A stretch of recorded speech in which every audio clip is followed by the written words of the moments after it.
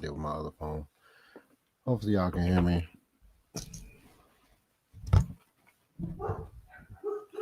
Sorry about my dogs. They're about to send us in trouble. Well, you already know what it is, man. Gotta give people enough time to leave the Ladybirds. They're still running live, but I'm gonna go ahead and start mine. Got the Cowboys jersey on. I do have Deshaun Caswell. What's up, Lochness? Yeet. Alright. That's what's happening. Before I begin, can y'all make sure y'all can hear me in the chat? Y'all can hear me in the chat. Jada Black, hey, how you doing? Can you hear me in the chat?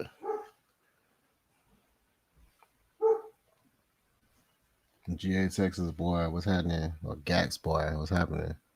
They're happening there. Lochness AFN, the house family, the new era is here. Yeah. For sure. Yeah, man. I know everybody gonna be jumping in after they leave the Ladybirds or whatever the case may be, but I appreciate everybody for stopping. Go ahead and jump in over here. For sure. Foul show.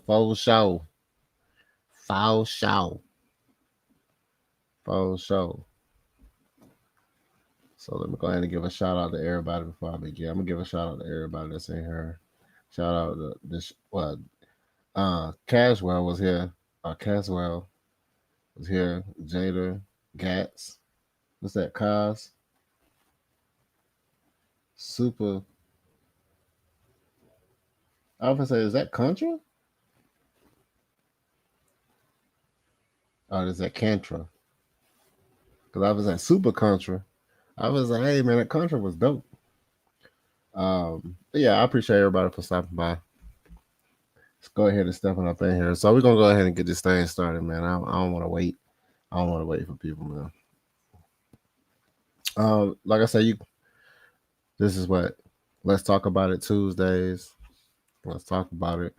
What we're talking about today what will be the Kyle Pitts role in the Michael Penix led offense.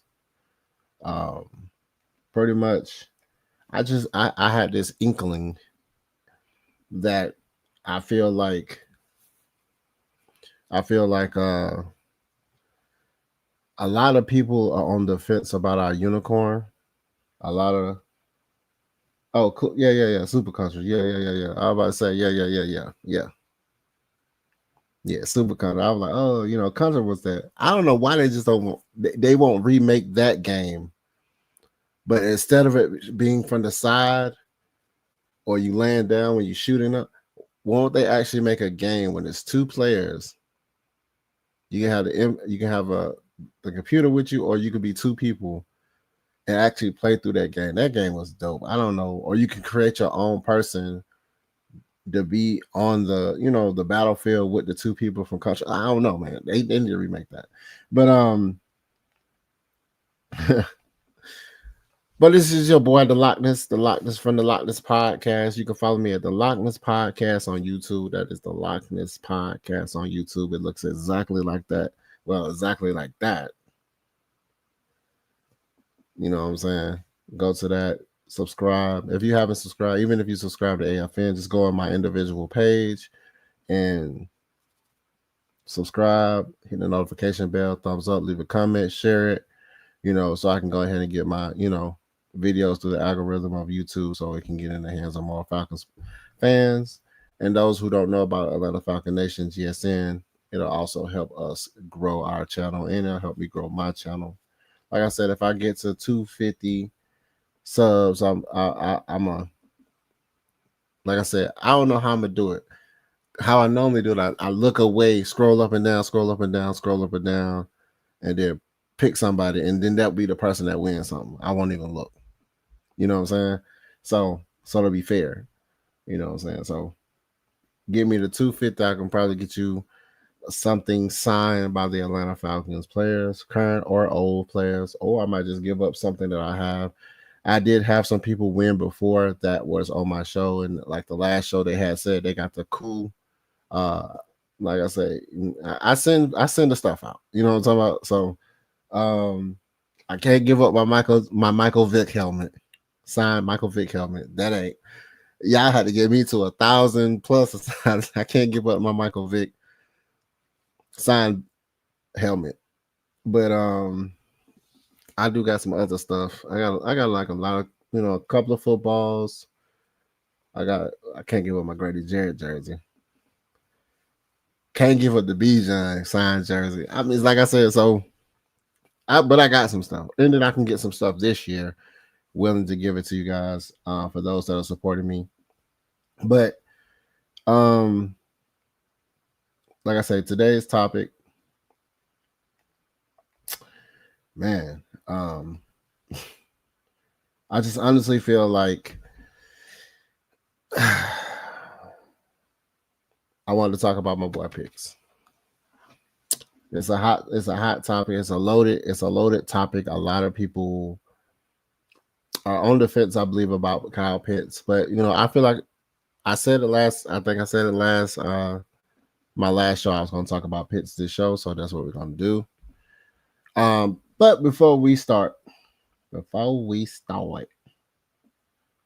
Tyreek Johnson, what's happening? I didn't even see you, my bad.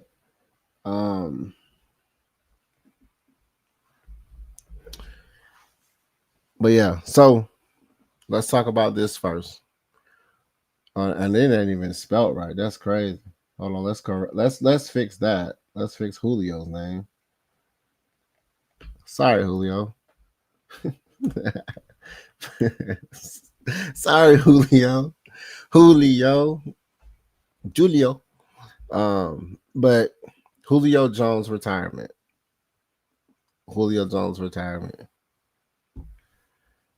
How do y'all feel about Julio Jones giving his speech about how it was a decision that he had? I didn't even look at the full thing.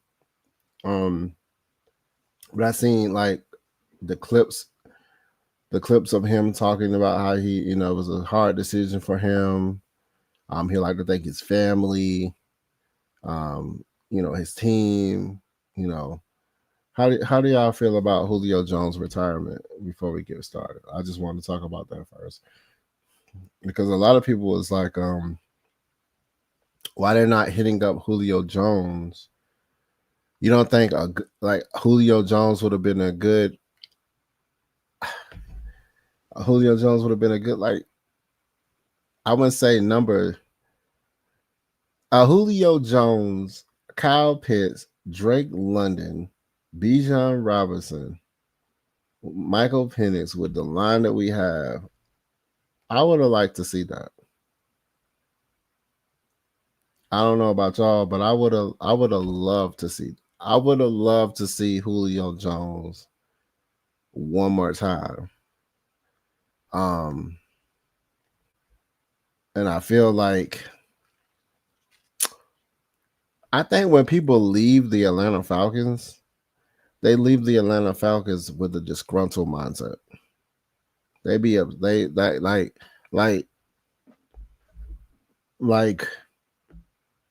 we're good, Y'all didn't offer us nothing. Like you didn't offer me nothing.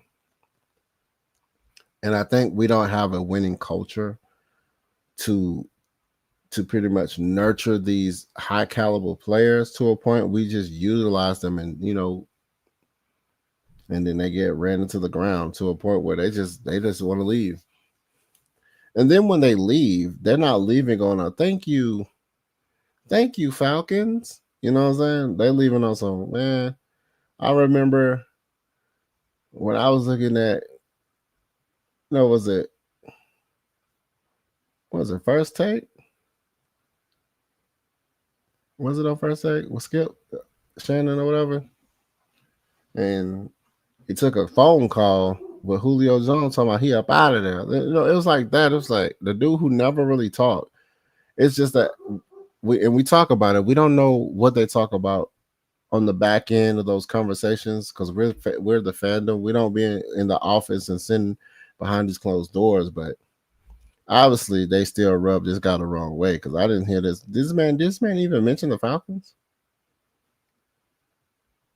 I don't know. But needless to say, with him retiring, I don't know if y'all remember this.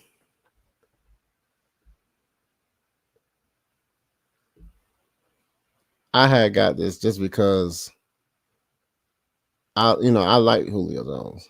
And then when I seen they came out with this, I had to get it. So with him retiring, ain't no telling how much this thing right here gonna be worth. Because he's a Hall of Famer for Shosky. So I like this when they came out with this because I was surprised when they had somebody from my team. Out of all the people they had Julio, which I got one. You know what I'm saying? And then with him retiring, this thing gonna be worth some. You feel me? But yeah, let's go. Let's go ahead and start this thing. Let's start this thing. Like I said, what would be Kyle Pitts' role in the Michael Penix led offense? I just feel like we got a sample size, a small sample size of what Michael Penix can do. You seen the miraculous throw, like dude was the way he read the defense. It seemed like they was providing a lot of cover because I believe when you go against a rookie quarterback, they kind of put it in cover so the guys can go ahead and spy the quarterback's eyes, force him to make decisions. So you sit back in those zones and you allow the quarterback to make a decision and a fast-paced decision. What I seen when I was looking at film on Michael Penix is he's good at misdirection already. He's good at I'm looking to the right, but I'm really looking to the left, and I'm getting a defender to bite. Then we got Coach coming in. What's happening, Coach? What's up, sir? How you doing? All right. So what I was explaining to people is like today's show is going to be about, what would be Kyle Pitts' role in a Michael Penix. Michael Penix. You might well say Michael Vick because that's what people are treating Michael Penix like he's Michael Vick.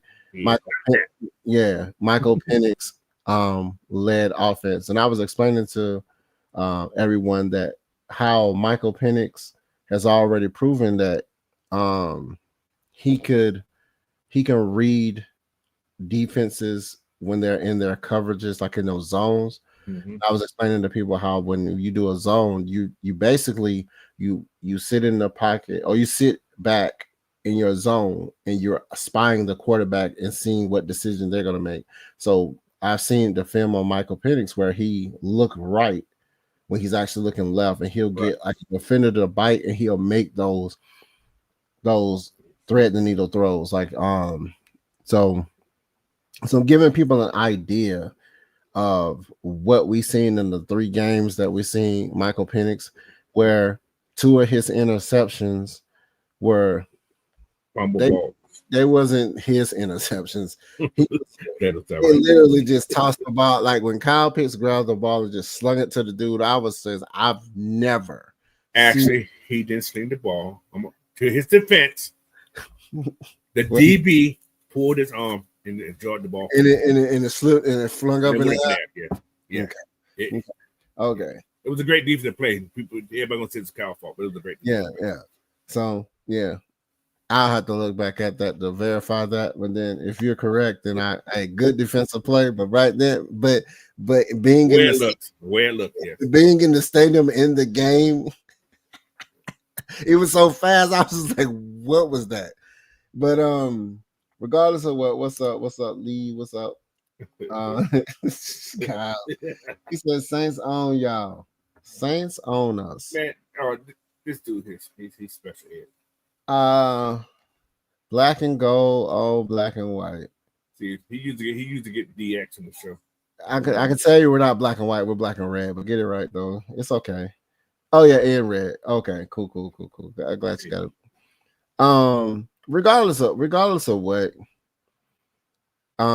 they have Saints at the bottom of the NFC South. So again, per usual. Congratulations, your team is still toilet water. regardless of what. Like, I'm glad when you come in here. I appreciate it. Like, I love this because you will never see me go to anybody talking about the Saints just to show my presence in anybody talking about the Saints. I'm like, that's like disrespecting my team. Like, I don't want to go there and go into anybody's podcast just throwing up black and red flags about the Falcons. It's crazy. That's a lot of energy you putting in for a team that's trash. So Came back though. yeah, I mean, yeah, I believe it. Like I said, at the end of the day, I mean, more power to you for staying vigilant with your team, and I understand it's just what it is. So back to what I was saying before we was interrupted. Back to the regular schedule programming.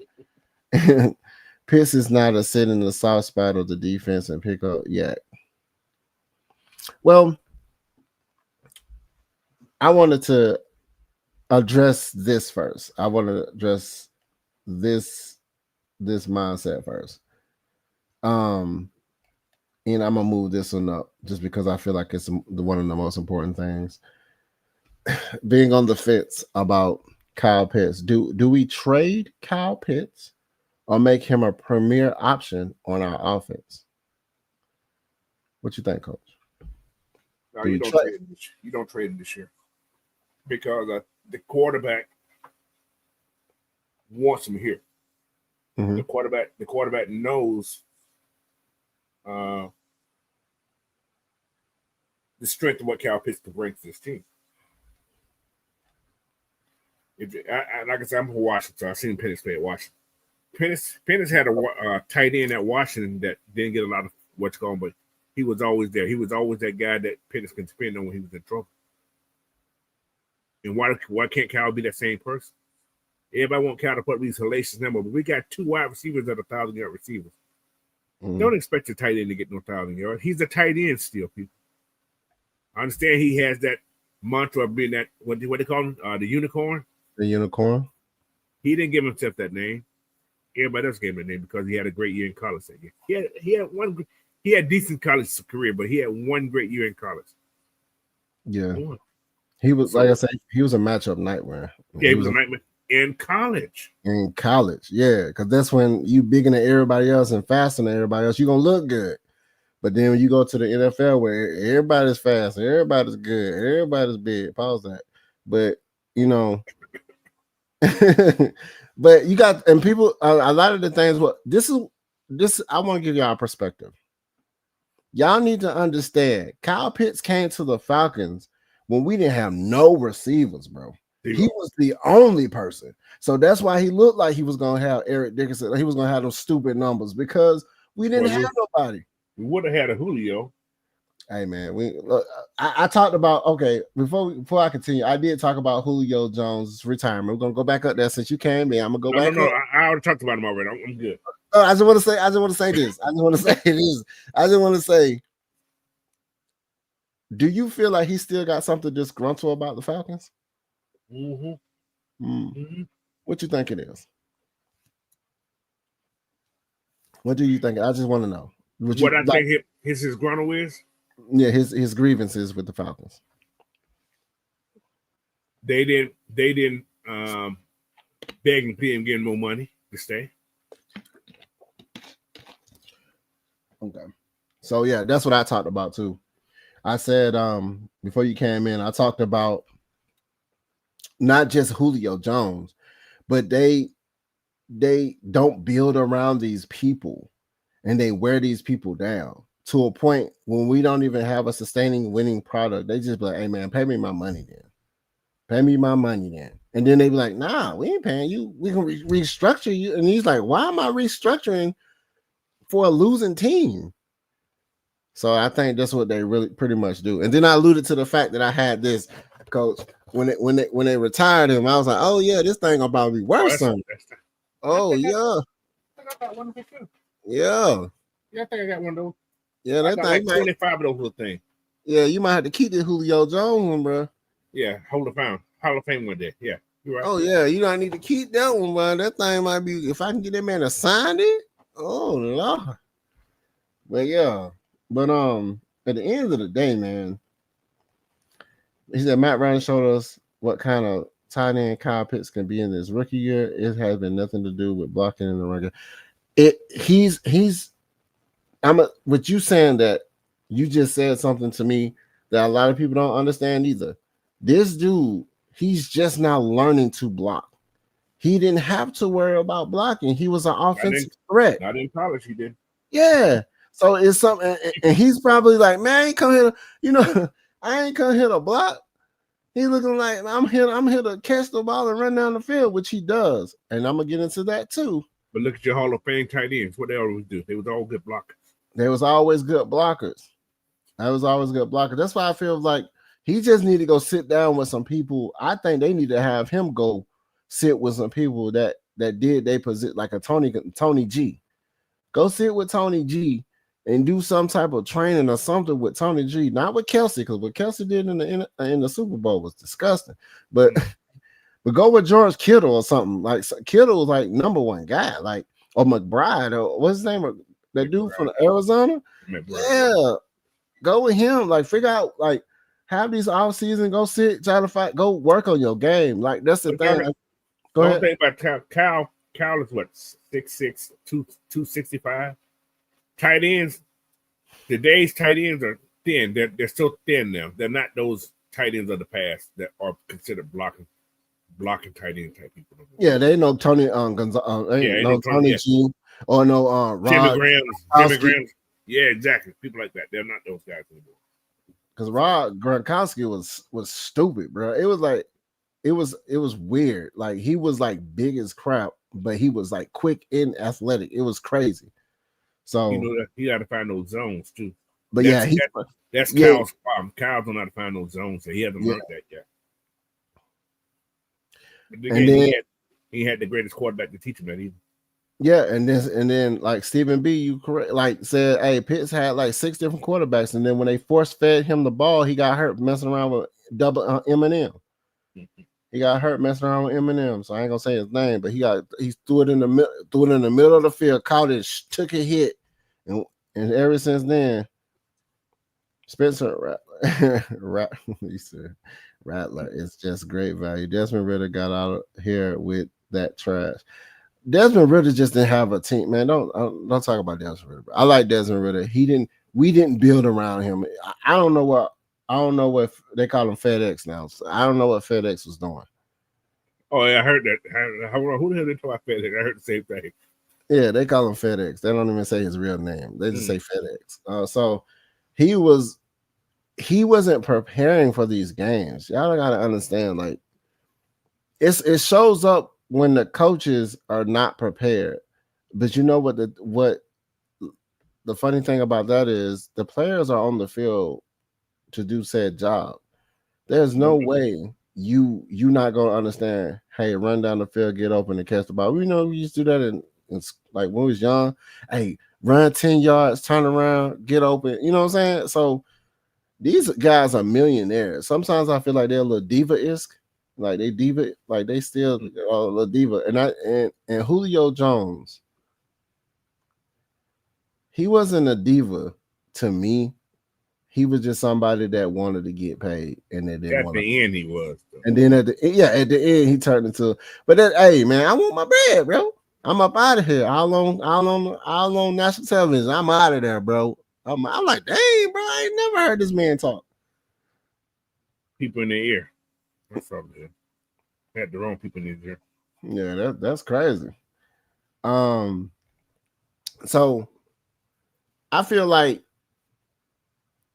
having Kyle Pitts as a premier option on our offense, people want to get rid of Kyle Pitts, and they talk about Algier too. It's crazy. I'm like, what are y'all doing? Y'all got to understand this. We have a starting rookie quarterback. You want him to have so many different weapons to help him, because you don't want his confidence to get done, because you don't want him to be taking these unnecessary hits. He don't know who to throw to, because you want to have so many options to a point where everybody sharing the sugar. It's like everybody getting to eat, because if he don't, it's going to be just like Kyle Pitts and Matt Ryan. We didn't have no offensive line. Matt Ryan was throwing for his life, and it's just so happened Kyle Pitts was catching everything. because he's a unicorn, right? But at the end of the day, we didn't have nothing else on offense, and we didn't go anywhere. Regardless of how almost a historic rookie year that Kyle Pitts had, we still didn't do nothing that year. We still didn't do nothing that year. People need to understand we're trying to build a team, and sometimes it's not going to look good. We was like 7-10. What, 3 years in a row? That's crazy. And then come back to be 9? One win better. One win better. That and people are up in arms, but you got to think we're still one win better than what we was. Improvement don't matter. Improvement, yeah. Improvement don't matter. And then you think about the 3 games that Kirk Cousins stunk up. That even if you only gave him 3. I gave him 4.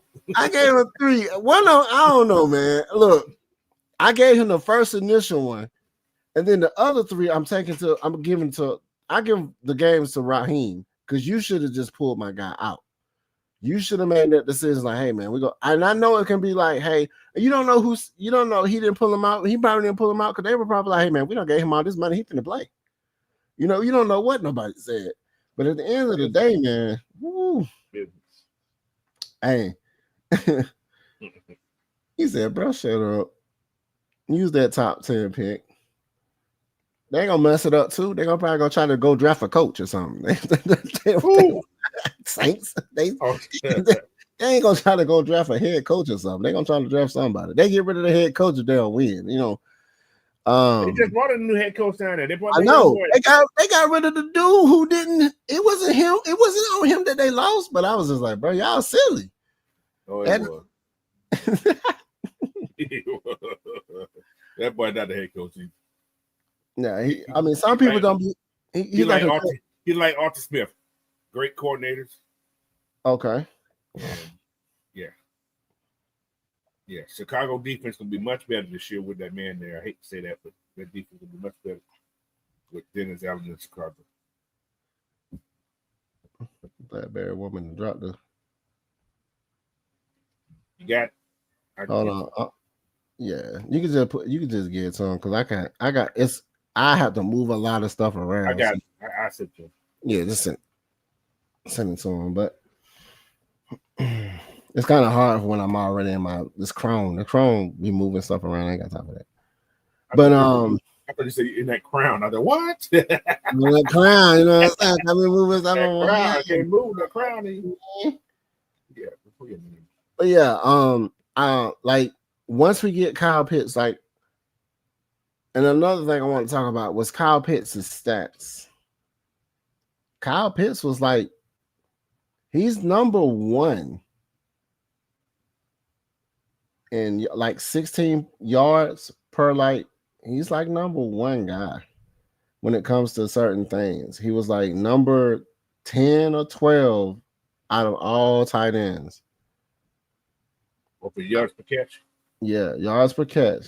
16. He was number 1. So he didn't really catch too many because his role has changed. We're not asking him to go out there and get 10 targets and catch 8 of the 10 targets. We don't need him to do that anymore. We got somebody called Drake London who's getting 1,200 yards and 9 tuds. Like, we don't need him to be a Drake London. That's what Drake London for. Kyle Pitts needs to be a red zone threat.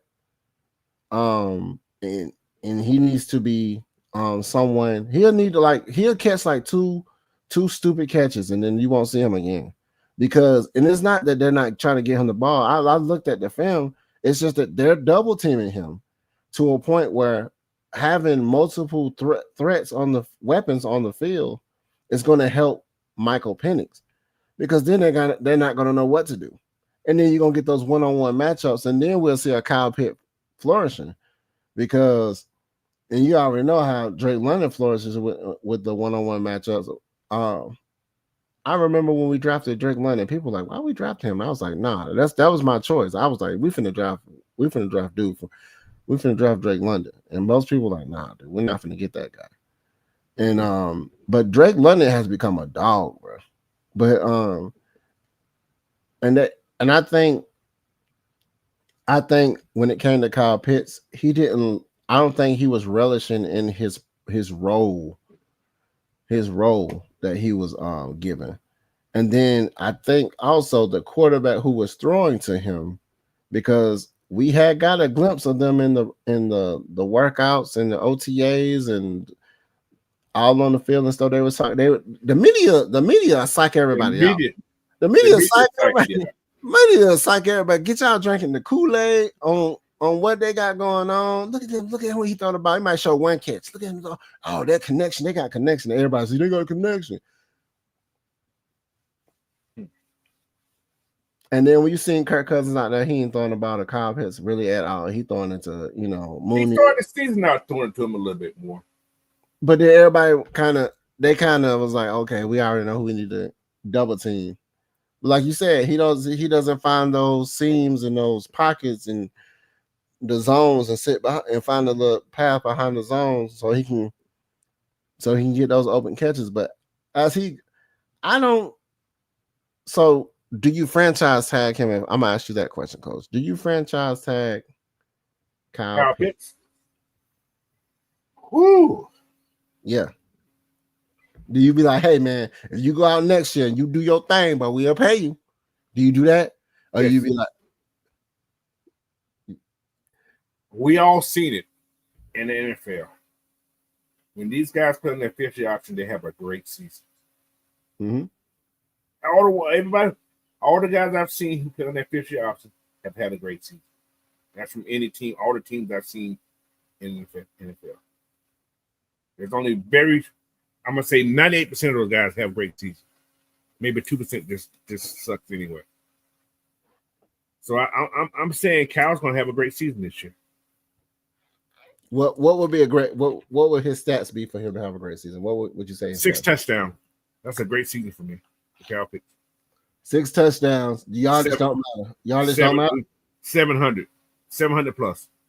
Great season. Yeah, because 60 catches. 60 catches. If you can get 60 catches, that's a great year. Okay. That's almost like his rookie season. His rookie season, he gets like 600 yards. 600 yards is pretty much easy. Exactly. That's what I'm saying. What they had 3 tugs and 4 tugs last year. 4, I think. 3 or 4. Yeah. I got it. And one of them he almost did. He waved his hand for 5 minutes. Quarterback still didn't look at him. He's like, damn, I got to throw it over here. Like I tell my coach, I think it was the number. Kyle didn't get that number up. Kyle didn't want to pay for those jerseys. So he got mad at him. It'd be like that. It'd be like that. Yeah, Kyle Pitts had 4. He had 4. That's another thing. He had 4, but he also had, and this is last year, he only had 4 drop passes. So he's consistent. He is consistent. He only had 4 drop passes. What's up, Black Bear? You there? Yeah, I'm here. What's happening, y'all? What's happening with your law? What's up with your coach? Hey. What's happening, man? What's happening? Mr. 500. Mr. 5. Oh yeah. Let me go ahead and say, congratulations, Coach, for your 500 sub. Finally, it happens. Coach has came back to YouTube. He finally brought it back. But yeah, but today we're talking about Kyle Pitts, Black Bear, to see if he's what type of role you feel like his role is gonna be in this new Michael Penix led offense, man. Oh, we're talking about Kyle Pitts with me on the show. That's right. That's a bad question. Yeah, I said it. I got my Kyle Pitts jersey. I got his name showing first. Yeah, let's talk about it. That is interesting. Very interesting. Okay. What's the question you asked me? What question you asked? Well, hey, what do you feel like his role? What is Kyle Pitts' role in this Michael Penix led offense? Like, Oh, first, before we even get to that, first, let me go to this one first. I'm gonna go to this one first. Do you feel like we should trade him, or Of course, that's just to make him a premier option in our offense? Because most of the time we're having him blocking. Instead of having him blocking, have him go back to his rookie season where we was having him doing more of the catching. Because I honestly feel like I said our team is going to be a passing team that can run. But go ahead. Well, I think you could benefit from doing either or. Okay. And I know a lot of the fan base, a lot of people if you've been paying attention, I get it. A lot of people ain't paying attention to BlackBerry because BlackBerry say shit that y'all don't like. I'm rebuilding a channel, so it ain't like I get a whole lot of views when I say the shit I say anyway. So I get it. Ain't nobody really paying me that much attention. But I'm going to tell you this right now. I've been very critical of Kyle Pitts. Mm-hmm. And I've been very open to the idea of trading Kyle Pitts on draft night. So when I say you can benefit from doing either, you could benefit from trading him, you could benefit from making him a premier target. Is that what you said? Like a premier option. Yeah. Like if he's going to be like how he was when we first got him as his rookie season, we have nobody, and he was like, okay, he was our go-to. So we can go ahead and put him in unicorn status, and he should be like the first option because that's what people are expecting. We should utilize him as the first option. Drake and Bijan go hand in hand, but it's like Kyle Pitts because it's a Bijan-led offense now, but it's like we're still utilizing him as a premier option.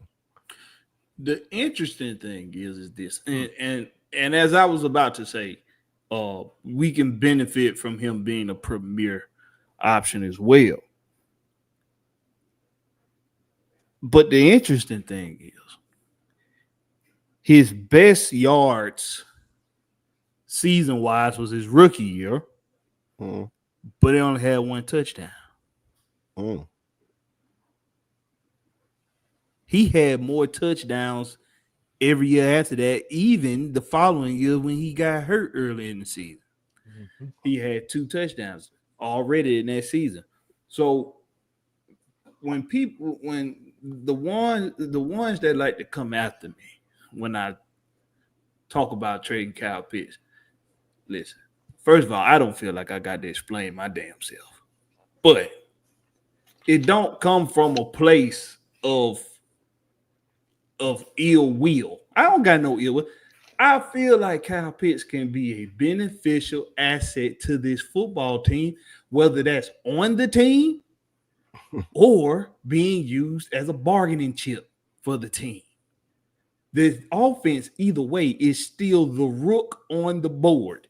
Anybody that know how to play chess, you know what I'm talking about. I think the offense is the rook on the board. Got that maneuver. I am sold on the defensive class of this draft. And coach know what I'm talking about. You too, Ty. You're a defensive guy. Y'all know what I'm talking about. After doing all the film homework on the defense that's coming out in this draft, I'm sold that this could be the birth of a lot of future all-pro defensive guys, maybe 1 or 2 Hall of Famers, maybe more.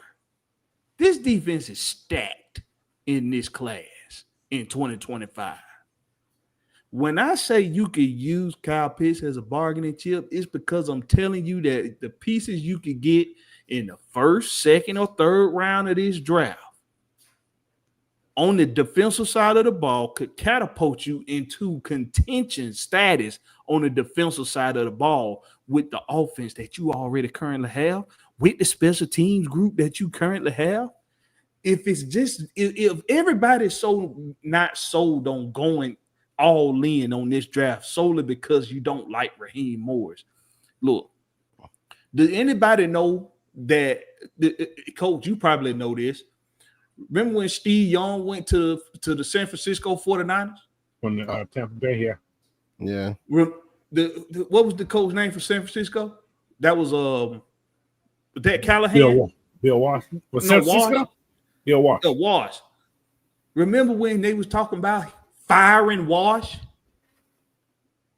And that dude and they was ready. They was saying that the Steve Young acquisition, that was Steve Young's last chance in the league to make some of himself in San Francisco. What they end up doing, they ended up going on and making history. A lot of people gonna try to say, well, two of the best receivers in football had a lot to do with that. Well, we can't say that and say they still need somebody to throw them the ball. So when we talking about what we don't like Raheem Morris, Kyle Pitts.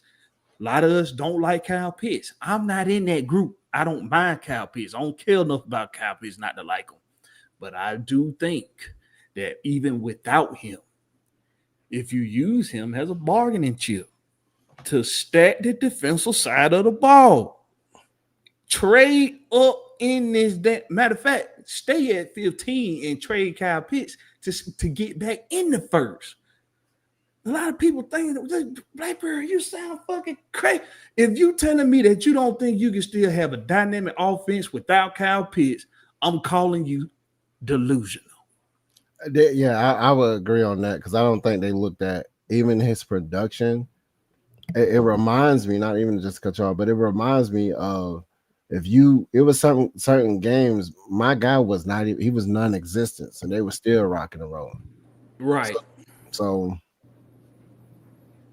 and I'm talking about pushing.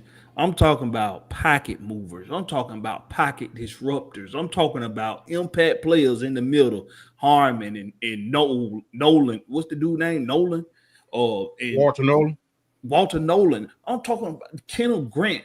I'm talking about dudes that's gonna move the pocket, and you can even get what's the other dude? Not Deion Walker. Is it Deion Walker? What D-lineman? Kentucky. The dude in Kentucky. Kenny Walker. Deontay Walker. Deontay Walker. If you can get a pick to get in the third round and get that guy, and you already done got a impact guy on top of that in the first round, we done shored up the defense already just with that. I'm sorry, go ahead. No, go ahead. I'm getting along with. I'm just excited about this defensive class. This is the best defensive line class I've seen in a long time. I would say it would be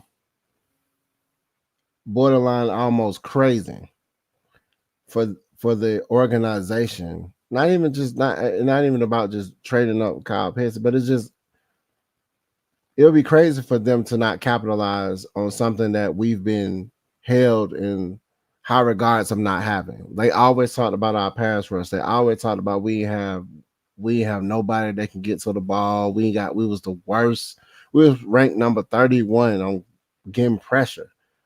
So it would be crazy for them to not, capitalize on that. And then, so do you think, and I know everybody talked about this before, do you think if you said we pick a couple of people on defense, how would you feel about us taking out all of our draft picks and just investing it into the defense? Now, this is the thing. This is just my take. If we're gonna just use the 5 we have, and just go. I said use all 5 on defense. That's what I'm saying. That's my thought process. Now, if you was to trade something to get more draft, say if you got more than 7 draft picks, you're gonna use 5 of them on defense. Okay, for sure. Okay, that's my take. That's what. That's the smart thing to do. How's that? So are we talking about all of the draft picks? If I stay at home with the 5 that we have right here, I'm going all defense. All defense. I'm absolutely on board with that. That's what my thought process was. If I get more than that, if I get 7, there will be 2 offensive players. I can guarantee there'll be 2 offensive players picked. Yeah. I think what I would do outside of defense is draft a center. I'd probably still draft if Drew Kendall's available in the 7th. I get him. Don't be shocked, guys. You see those guys try to get something, get to like the 80s, somewhere in the 80s, and pick up Jared Wilson. It's funny you say that, Coach. I did a mock draft. Don't be surprised that happened. If you get someone in the 80s, because he's not going to be there at 90. Okay. So I was looking at the reason I brought up the whole trading with Kyle Pitts. I know like Michael Penix was like, oh, I want him here. This. It reminds me, and if you look at how you look at, and I don't want to use this man, they look at somebody that was on our defensive line and his production. Will ain't here, so I can talk about it. And they cut his cord. What makes you think they won't do the same for somebody they look? Because you think about when they talk about Kyle Pitts, they always talk about his underproduction, production. They drafted it because they drafted him. Yeah. So they didn't draft great. Yeah. So at the end of the day, he is a good trade chip, like you say, like he's a good bargaining chip. Like, so to me, and you look at what we have on offense right now, if trading him would hurt our offense, like it would make it like, oh man, I don't know what y'all were thinking. I don't see that. I can see our offense still moving without him. Now, so therefore, like you said, I think on draft day, we might see them going ahead and come off Kyle Pitts for some more picks. But like I said, if we was just stay with what we have, I mean, keeping him, I want to keep him, of course, but but not if he's not going to produce. But then I also feel like he didn't get an opportunity to have a sustainable offense. Like, you know, we had, like I said, 6 different quarterbacks throwing to him, and I'm thinking like, nah, we need to do better. But I got a question. What's that? We're talking about Kyle Pitts. Okay, let's put this in comparison. He had Kirk Cousins last year, right? Right. He had his best career with Michael. I said Michael with Matt Ryan, right? Right. Now, who's more comparable to getting the ball to Kyle Pitts, Kirk Cousins or Michael Penix? On paper, they would say. On paper, they said Kirk Cousins. Kirk Cousins to me isn't a gunslinger. Michael Penix is. So exactly. Michael Penix is comparable to Matt Ryan because Matt Ryan was a gunslinger. Exactly. What was Kyle Trash in Florida? I don't know. Who was this? Kyle Trash. He was the gunslinger. Kyle Trash. Talking about Kyle Pitts or quarterback when he was in Florida? Yeah. He was the gunslinger. He threw the ball a lot. I told you we're gonna be passing. Maybe Kyle needs a gunslinger to be his quarterback. Maybe.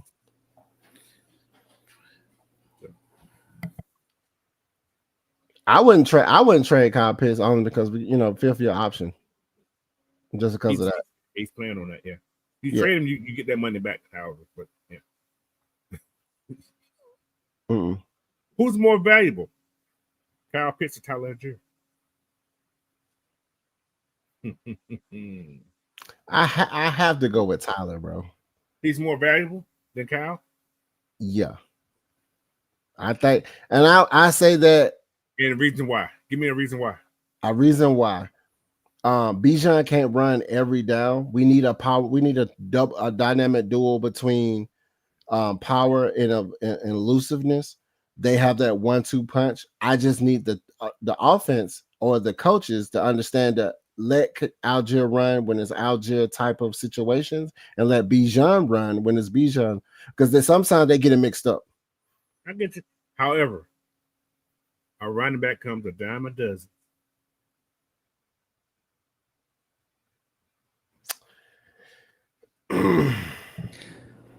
Right or wrong, you can find a running. You can find Pitts is more valuable. Kyle Pitts is more valuable. He's more valuable than Tyler Algier. A running back's a dime a dozen, bro. He's. First of all, I'll never say that a backup anything is more valuable than a starting anything. Algier's a starter, bro. He's not on this team, but he's just a backup. He on the backup role. On this team, he's the backup. So his value on this team is less than that of Kyle Pitts. Yeah. You can use Jace. You get Jace McClellan. I forgot we did get that guy. God darn it. So he's good too. So well, he had opportunity. Yeah, opportunity to play out there. But yeah. Okay, so I would say go ahead. I already know you can go ahead and sell Tyler Algier because he's good. He's a good backup. He's already proven that his rookie season he can run 1,000 yards. So trade him. Had no choice. Dang. Yeah, I'm just. I mean, because if it would be stupid to let him play out this 5th year and walk away. And walk away, and you didn't get nothing for him. It'll be stupid. Both of those guys. Same thing for Tyler. This is Tyler's 4th year, right? That's what I'm talking about, Tyler. Yeah. That's what I'm talking about. Yeah, his 4th. Yeah, this is 4th. That's what I meant. Yeah, it'd be stupid to let him play out. Just let him walk away. This 4th year and don't, because I'm gonna be honest with everybody right now.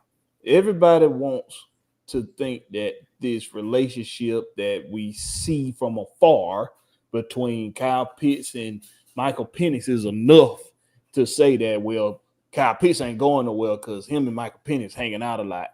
Nah, I don't trust that. I don't trust nothing when it comes to Terry Fontenot.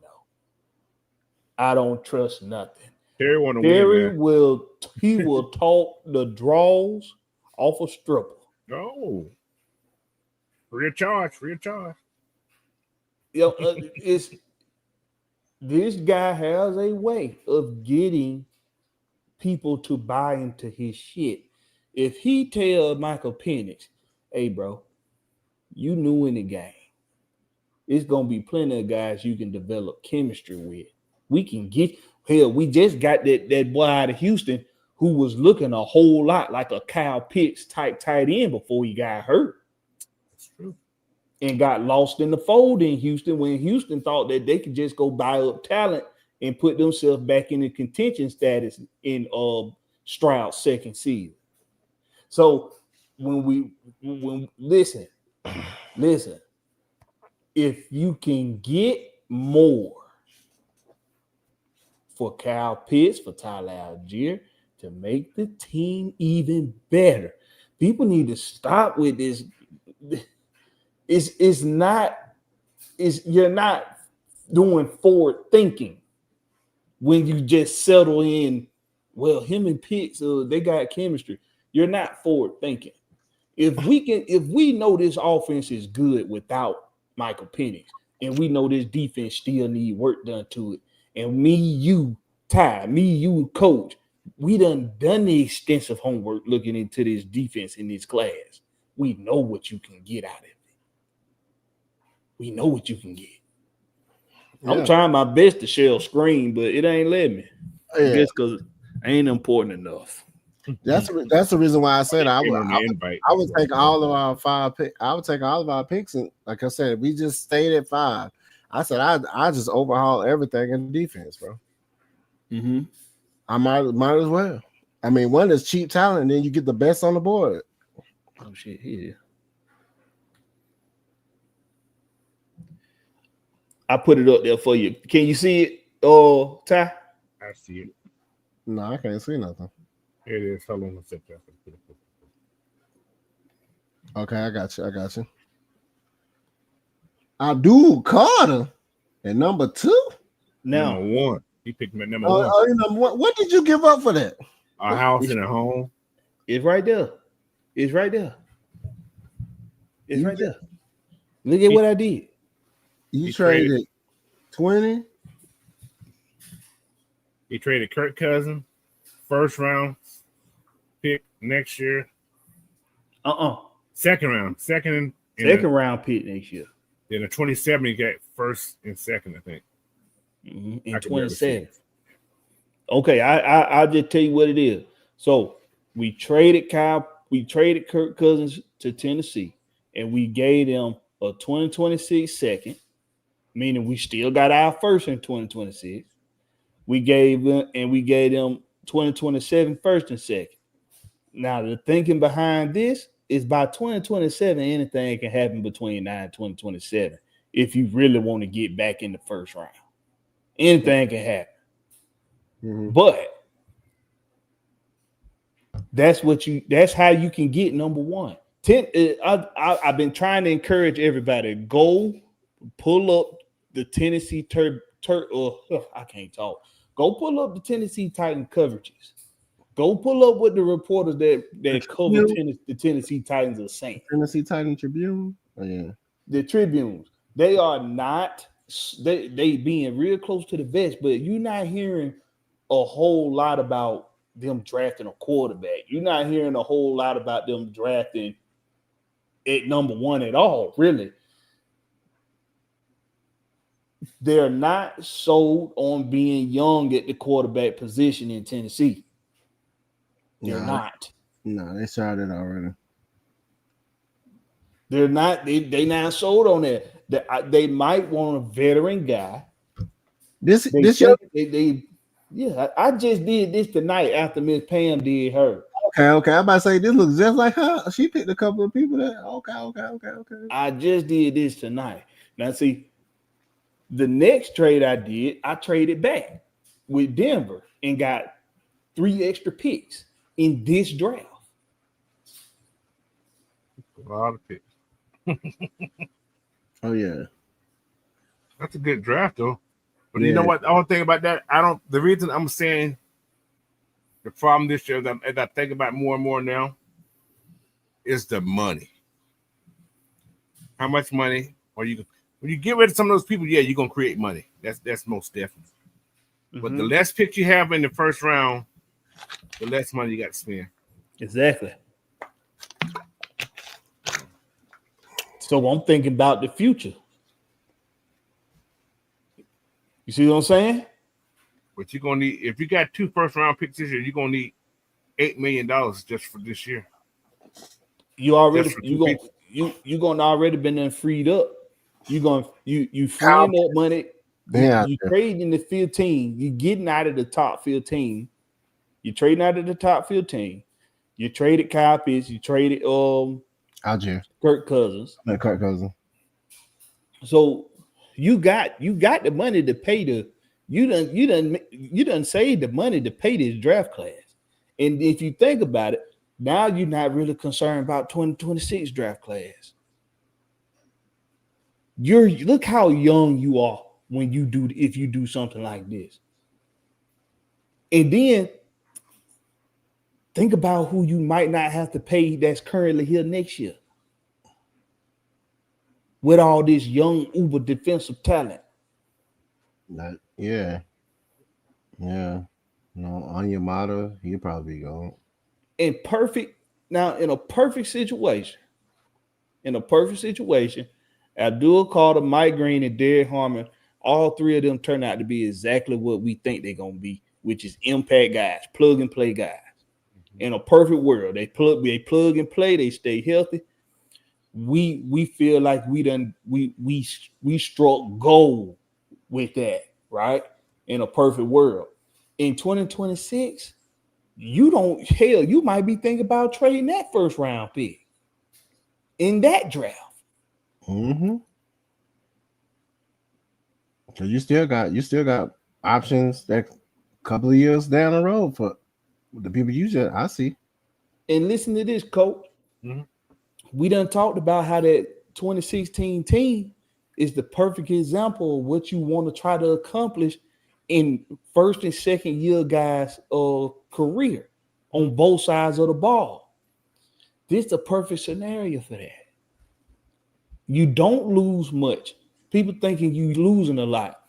You're thinking about losing a lot in the sense of you're still not going to be that good in 2025.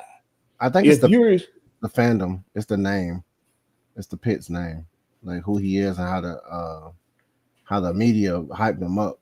But then, like you said, if you look at the surface of the offense,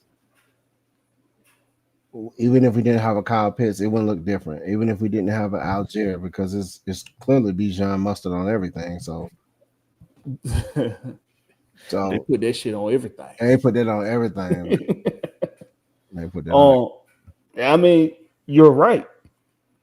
But without Tyler, I think we pose a more complicated situation. Well, situation than we do with trading Kyle Pitts. The reason why I say that is because used correctly, that 1-2 punch in the backfield, you don't miss Kyle Pitts if you use that 1-2 punch correctly.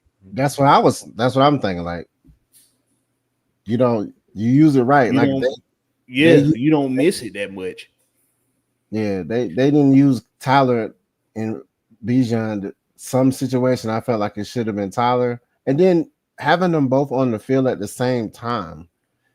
It's like once they had it to a point where Tyler would come in, they finna run. They didn't disguise nothing. And when they switch back up, okay, Bijan's back in, they finna run. It's like it's like they already knew. They wasn't disguising nothing what we was doing. But let me now give this a scenario with him as a premier option on this team. Okay.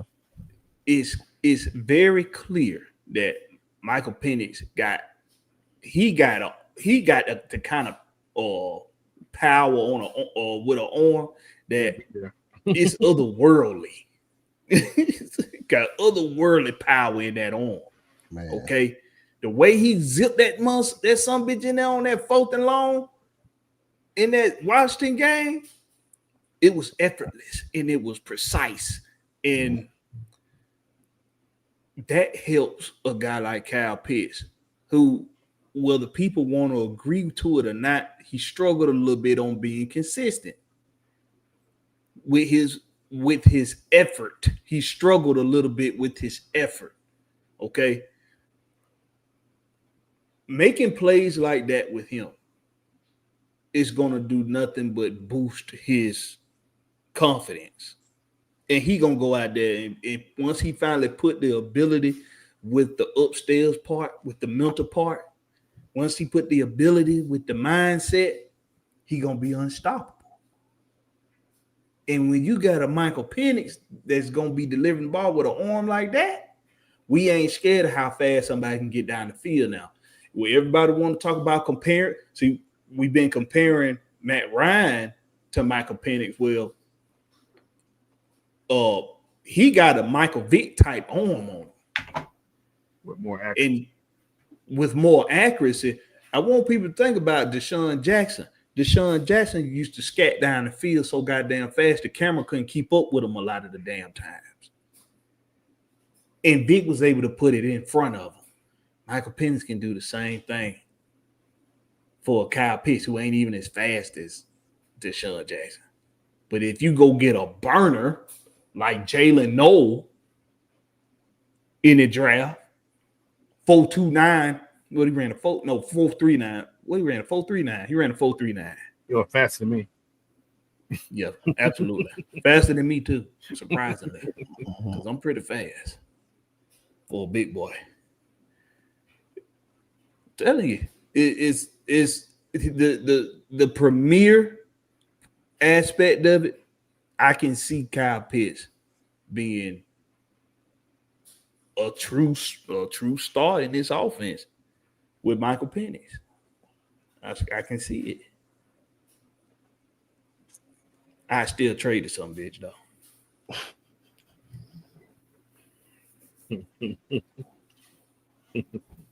And I do it in a heartbeat. So we're gonna go to this take there. Is he a unicorn? Is Kyle Pitts above average or a bust? Because some people feel like, man, he's a bust, and then some people feel like he's above average. What do y'all? Bust means you ain't in the league for 2 years. Yeah, a bust. You ain't even being considered to be a premier target in your third in at this time. Because what this is his fourth season. This is fifth season. Fifth season. Yeah, you ain't nobody talking about you in year 5 if you a bust. Other than saying you a bust. I really want him to. I want to see him cook this year, but I really think he ain't gonna be cooking for our team. If they do, because you gotta think about it like this, future wise, like I said, this is 5th year. If we don't, after this year, he can just walk, right? Or unless we tag. You can franchise him. You can franchise him. That's what I'm saying. Spend way more money. What is it, like 16? It's more money. It's more money than what you want to spend. Yeah, $6 million more. Yeah. Because you're gonna have to pay him that, and then if you offer him a contract, you're gonna have to. You're gonna give him a market value contract because that's what he's gonna $12 million a year. So you can give Kyle Pitts a 3-year extension, 4-year extension. Pay him about what? It would take $40 million. Guaranteed 30 of that. He'll take that. And still do what he been doing. Yeah. He'll take that. And what's crazy is our fan base gonna love that shit. They gonna love that shit. That's a great contract. They gonna love that. No, I'm talking about when they offer him like 24 a year over 3 years. Oh, total. Yeah. And guarantee him $60 million. Oh, the fan base gonna love it. They gonna love the hell out of that shit. Even though he giving you regular tight end fucking numbers, they still gonna love that shit. Oh, yeah, that's what we need to do because he's the clear out guy. Yeah, let's guarantee the clear out guy $60 million. That's the reason. He ain't getting no $6 million. I'm just That's the reason why I feel like he gonna probably be gone. Just because of his numbers. I honestly believe he's not gonna be gone because of his numbers. He's gonna be gone because of his role. It's almost as if like how we did with Grady Jarrett. His role, if we can get multiple people to do the same thing that you're doing for less and get the same numbers, we pay for it. Why would we pay? Why? What I will say is though, the attention that he's gonna garner is different from that of anybody else. Yeah, that's why you got to capitalize on it now. It's either pay him, tag him, or he's gonna be walking. So the best way to do it is like if you think about the future of the team, and we already presented the mindset of this is like one of the best defensive classes. Like, man, it's crazy. You want to use somebody that you're not really, he's underused because his role is not what we should be using him as, but somebody else team might can use him like how he would like to have. What's the other team that do that won't Kyle? Yeah, so I would say, hey man, Buffalo wants him, Kansas City wants him. Definitely Kansas City, I'm sure, but they Kansas City want him. Yeah, they want him. I don't think they do. Yeah, they got the other kid behind Kelsey. He ain't Kyle Pitts, but I think it's a good chance they might be looking to move Travis Kelsey. With that comfort you just got? I'm gonna pull some articles for y'all for Thursday night for the Rich Pit. I'm gonna pull up some articles and I'm gonna show y'all what I'm talking about. Mm.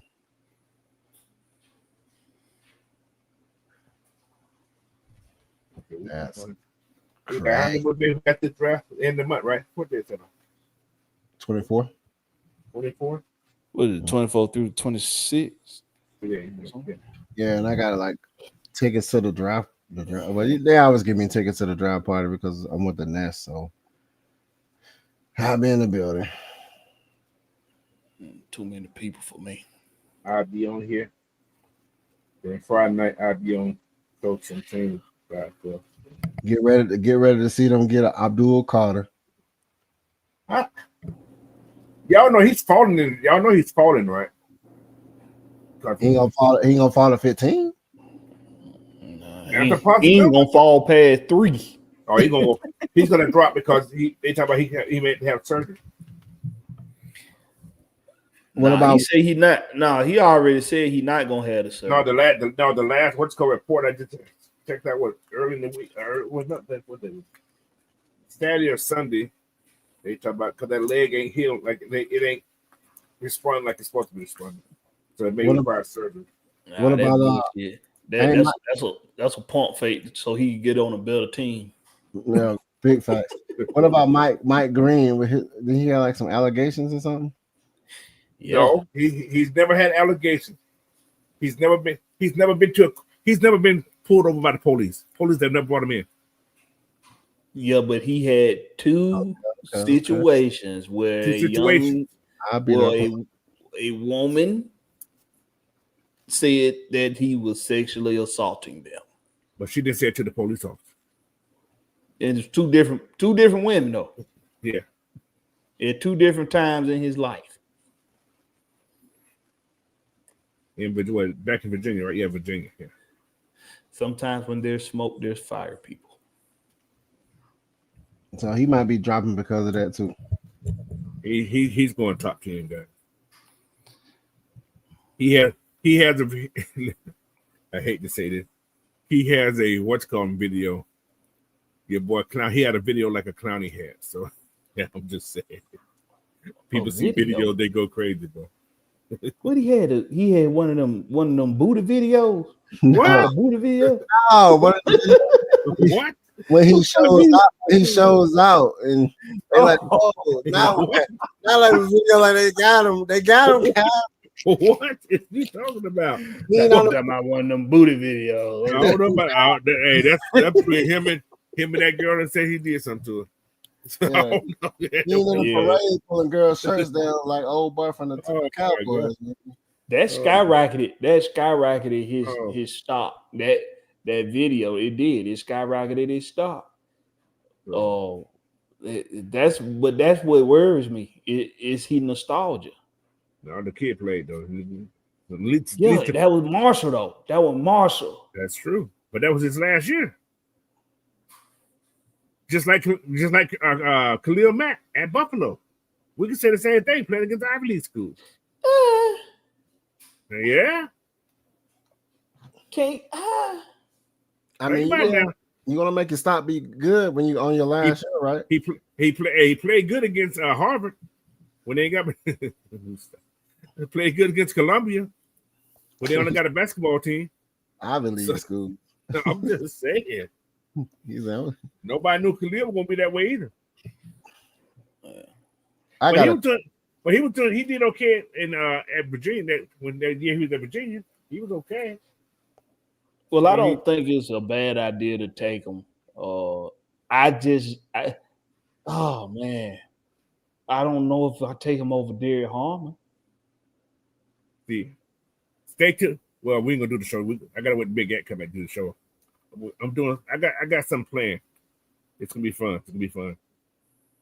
So. 3 Dirty said, I got a question right here. 3 Dirty said, how much will the running game suffer versus the passing game if there's a trade? If they are traded, if Algier and Kyle Pitts, pass game ain't gonna change. It's not. I don't think the run game will change because I'm sure there's another. Like I said, running back comes dime a dozen. If you're a running back, you're gonna run the ball. Yeah. All of it depends on what your O-line does anyway. Pretty much. And you gotta oh, I'm so sorry, y'all. But you gotta you gotta have another back to come in and spell. Ready to go. You're gonna go find somebody that could at least come in and be serviceable. You ain't gonna get somebody that's a project. Let's put it that way. Right. Hope not.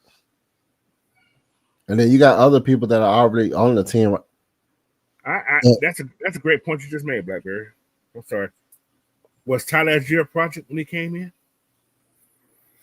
Look what he was drafted at now. He wasn't a project. He was drafted what round? Third, I think. Round? Was it fifth? Fourth or fifth, right? Yeah, it was later on. That's project range. You think it was a project? BYU? You had no choice to put him in the game because everybody was getting hurt. He took it. Listen, Tyler Algier took advantage of his opportunity. And that's what running backs do. And that's what he did. He took advantage of his opportunity, but I ain't gonna say he was a project. If you saying a project in the sense of Algier was drafted in what? 2000 what?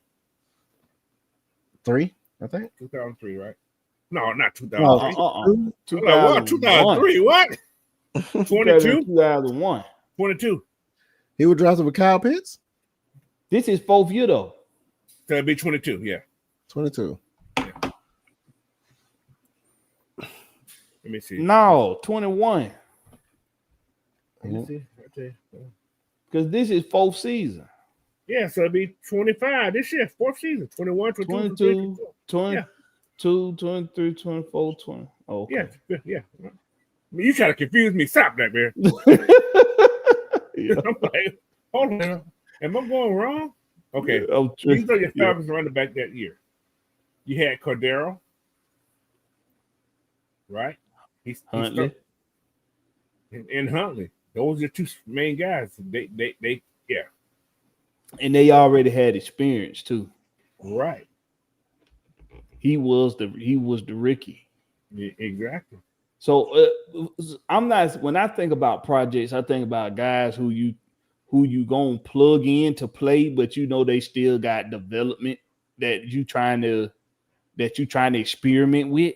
Right. With Tyler, I think it was more so let's sit him behind guys who have similar run game to him, and let him soak in that mentorship with, even though I mean we talking about two backs who also had a lot to prove as running backs, right?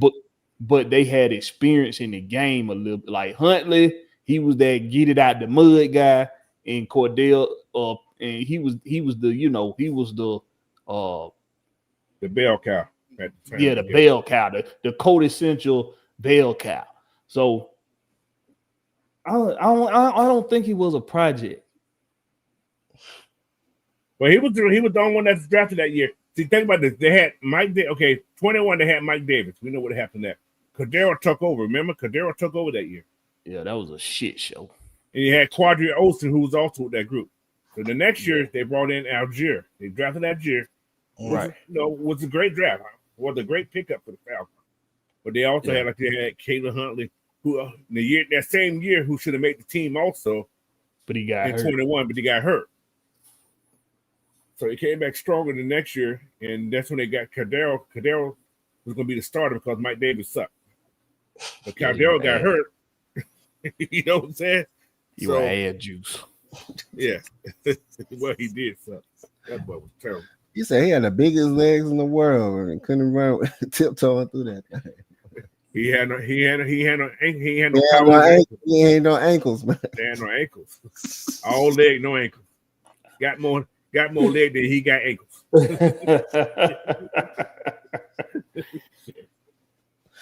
Goodness. But yeah, man. I don't think that Tyler Algier. I'm not gonna say I see what you're saying. I don't think he was a project. He was a guy who they probably seen who could have been picked up early, but nobody picked him up. Right. Yeah. Kyler He just had a failed. great college. He had a great college career. He did. Yeah. He had a great college career. So And his style is that of a reliable style of a running back. Like you're not gonna put the ball on the ground. Right. You know he gonna wrap the ball up, and he got that low center of gravity, even though he's not low to the ground. It's just the way he lowered his pads to where he's gonna get positive yards every time he touched the ball. So I think he's that safe running back. He reminds you a lot of David Montgomery. That's who he reminds you of. Yes, I agree. He reminds you a lot of David Montgomery. So I feel like without him on this team, you can go find a guy that runs similar to how he runs. Not saying he gonna be, as productive that Tyler had the potential to be, but you really want the spell to Bijan to be a guy who can just go out there on 3rd and 1, 3rd and 2, and get you a couple tough yards. Right. Plus, you don't want to beat Bijan in the ground either. Exactly. So you definitely want to have a guy behind him that's not a project. You want to have somebody behind him that's solidified at the position. Right. You gotta get you a what's that dude name from who was All-Stack? All-Stack. What's his name? From All-Star. All-Stack. Yeah, get one of them types, boy. Bowl people over and keep running. Mm-hmm. All right, so we still don't. Anybody got any more questions or before we head out? I think I want to do a draft. I wasn't gonna do no draft show because everybody else do draft shows. I didn't want to talk about it, but I am. I don't want to do. You don't want to do what everybody else doing. No, I don't want to do what everybody else doing, man. So we're gonna talk about. I might even do a breakdown of Michael Penix. So I don't know. I'm gonna do something. Let's talk about AJ Terrell getting his money and still getting blown out. Let's talk about that or something. Wow. Wow. The shade. Let's talk about that. Every time somebody get their money, man, they forget how to play because they got paid already. That Devontae Freeman, you know what I'm saying? I mean, let's talk about all these things. Let's talk about these, man. I don't know. Like a LeGarrette Blunt type, yeah. Yeah. Oh, yeah, like an old boy that was in who that Lacey. Like Lacey was back for Green Bay. Oh, yeah, for Green Bay, yeah, back in the day before he got extra fat. Pause that. Yeah. Boy, hungry. That boy, he was straight, and then he just got fat, and all of a sudden he just couldn't move the ball, boy. Like, What's the boy they had in Tampa Bay also who played at LSU? Leonard Fournette. Yeah, Fournette was a tough runner too. Yeah, I can't believe Jacksonville just gave him away. I was like, hell, you want him? You want him, Tom Brady? That's what it was. You want him, Tom Brady? You want to stack team Tom Brady for your last year? You want to stack team? Jacksonville got somebody in there sabotaging their damn organization. He's from another country. That's why they trying to take him overseas to be the team over there. Only team in the NFL go there twice a year. That's true. That is true. No wonder. Oh yeah, there you go, Peyton Hillis. Oh, Peyton Hillis. Yeah. Yeah, what was in Cleveland? Yeah, we need somebody like that, but they'll be blowing over people. No, we don't. Got to be able to catch too. The days of that running back are gone. Yeah, they too big. Yeah, them days gone. Who was another guy like Mike Allstott? What's his name in Pittsburgh? Guy who had the biggest shoulder, Jerome Bettis. Bettis. Oh, the dude from New York. That big. Oh, Brandon Jacobs. Yeah, Jacobs, bro. Yeah. Brandon Jacobs had a big ass head. Stupid, bro. They had to specially make that dude helmet. That nigga, his head was so damn big. Got more head than he got body.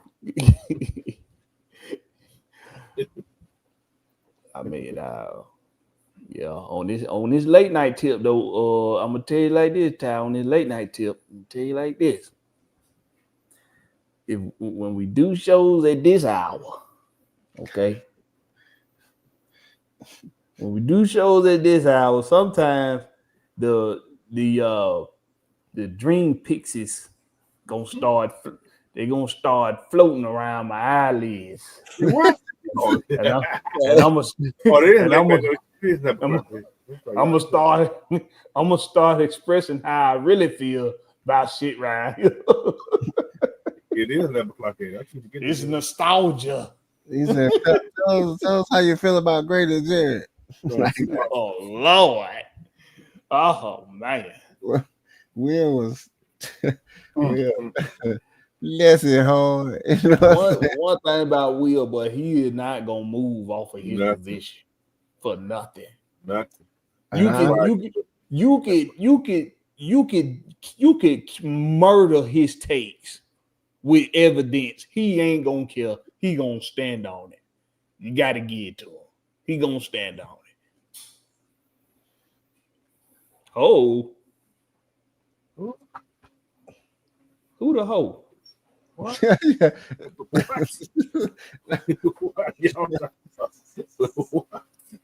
Okay, it's time to go for real there. Yeah, found out the dog. Prove done came in here calling folk hoes.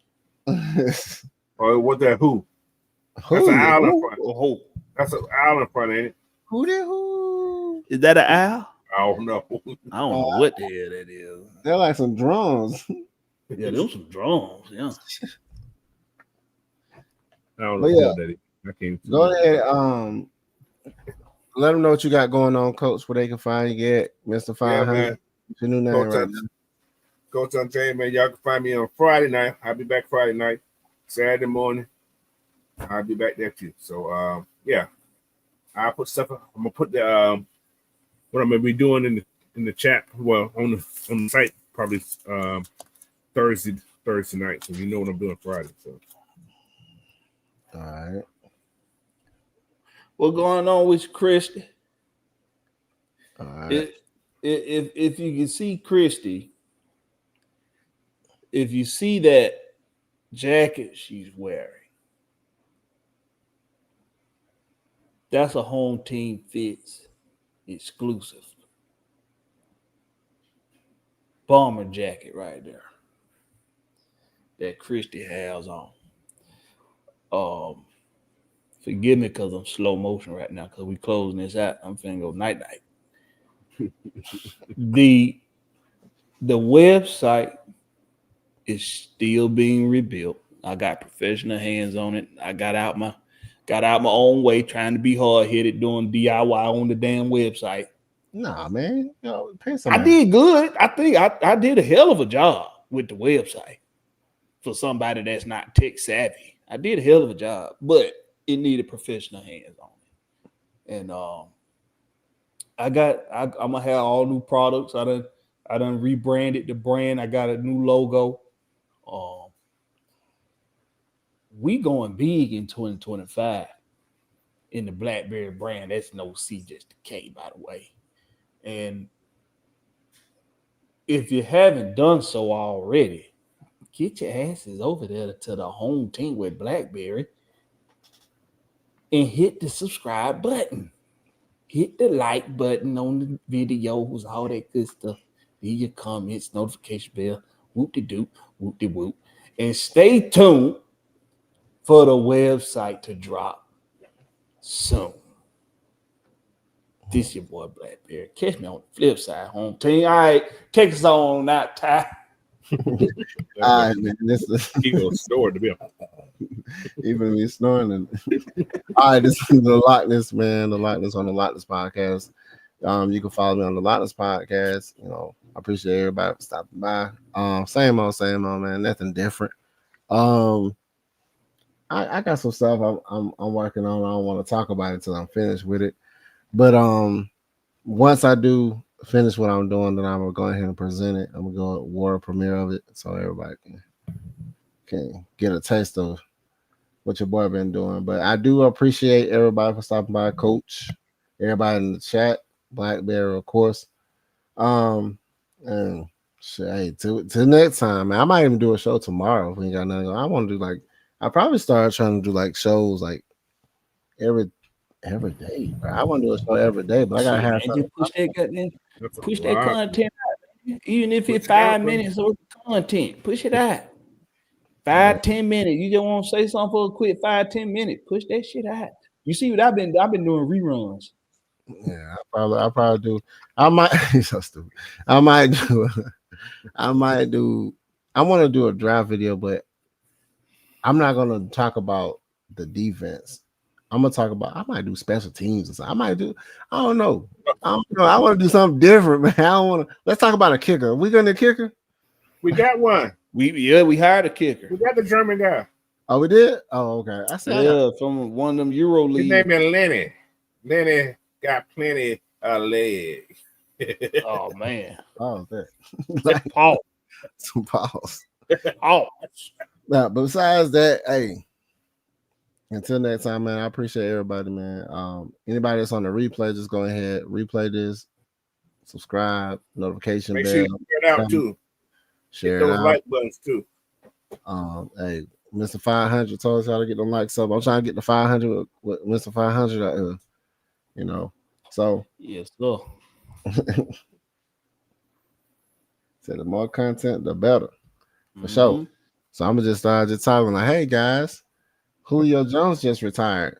How do you feel about that? Do that. He didn't really give the shout out to the Falcons like that. What was up with him? We didn't pay him enough. Wow. Not a big deal. Stupid. Not a big deal. That man gave me too much money, Mr. Blank. But I ain't gonna talk about you. I ain't gonna talk about you though. Yeah, He didn't say Alabama neither though, did he? No, he didn't. He just said Saban. He said thank you, Coach Saban. He didn't say Alabama for draft for. I think he said Alabama. He didn't. No, he didn't. He just said college. He didn't say college. He said his teammates in college. He said his teammates, and he said Nick Saban. He said Coach Saban. He didn't say Alabama. Daddy. He said he like my daddy. He said he was like a father figure. His dad. What? And then that's what he said. He said Nick Saban was like a father figure to him in Alabama. He probably was. Well, don't put that eyeliner on him. Ty. Come on now. You wouldn't be looking at Tyson like that. He called an old white man a father figure to him too. Who's Mike Tyson? Oh, he did. He had him in his house. Yeah. I guess it's the blind side then. He was his daddy. Nah, I wasn't even that. I was just. He was his daddy, Ty. He was his daddy. An old white man with his daddy. Oh, But did Casamaro adopt Tyson? Yes, and he adopted him. He was his legit daddy. Legal Gordon, yeah. He was his daddy. Well, Julio was adopted too by Nick Saban. Yeah. Man, He was his daddy. Hey, and what about Webster? He had a white daddy. So it's time for him to go to sleep. So did little Arnold. Him and Willis. Him and Miles Bridges. Mr. Drummond. I'll go, y'all. Miles Bridges. What his name was? I said Miles Bridges. So, was that it? I heard it. I heard you said, but I know what you meant. Yeah. Like Miles Bridges. That's the basketball player. Oh my Lord. Oh man. Yeah. See, there you go. There you go. She's that post-draft picks and aftermarket free agents. That's a good topic. Yeah. Yeah, we're gonna talk about. I can talk about a lot of stuff, but we ain't gonna talk about it tonight though. So we finna go on and head on out for Blackberry. We out here, Blackberries. You know, snoring over there. So I talk Miss Daisy and Bad Mama. I don't know.